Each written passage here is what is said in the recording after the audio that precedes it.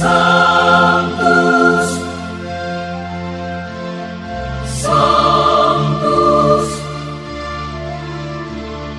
Sanctus Dominus Deus Sabaoth.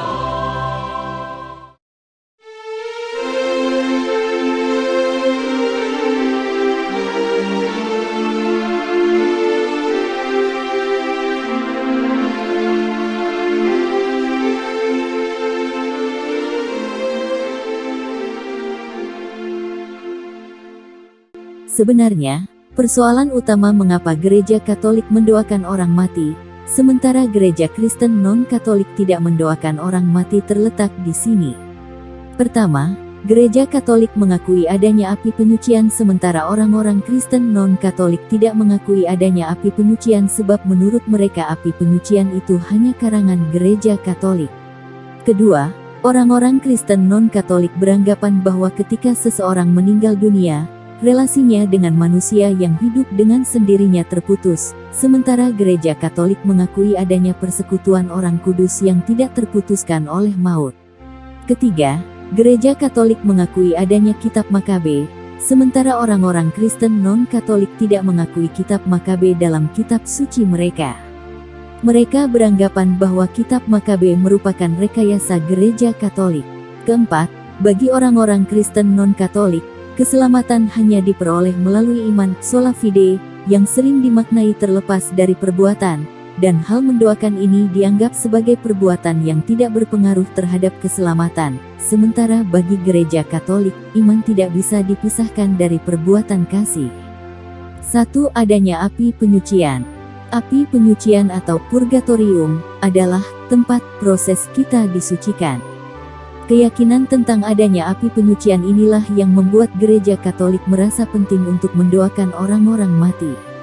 Keberadaan api penyucian diungkapkan oleh Yesus secara tidak langsung pada saat ia mengajarkan tentang dosa yang menentang Roh Kudus, tetapi jika ia menentang Roh Kudus, ia tidak akan diampuni, di dunia ini tidak, dan di dunia yang akan datang pun tidak. Injil Matius, bab 12 ayat ke-32. Di sini Yesus mengajarkan bahwa ada dosa yang dapat diampuni pada kehidupan yang akan datang. Padahal kita tahu bahwa di neraka, dosa tidak dapat diampuni, sedangkan di surga tidak ada dosa yang perlu diampuni. Maka pengampunan dosa yang ada setelah kematian terjadi di api penyucian, walaupun Yesus tidak menyebutkan secara eksplisit istilah api penyucian ini.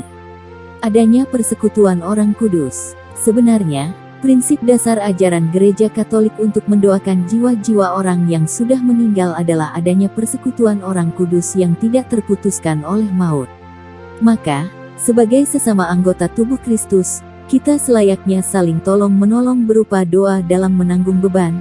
Surat Paulus kepada jemaat di Galatia bab 6 ayat, dan jika kelak mereka sampai di surga, merekalah yang mendoakan kita agar juga sampai ke surga. 3. Adanya kitab Makabe. Bagi gereja Katolik, kebiasaan mendoakan orang mati memang tidak lepas dari apa yang tertulis di dalam kitab Makabe.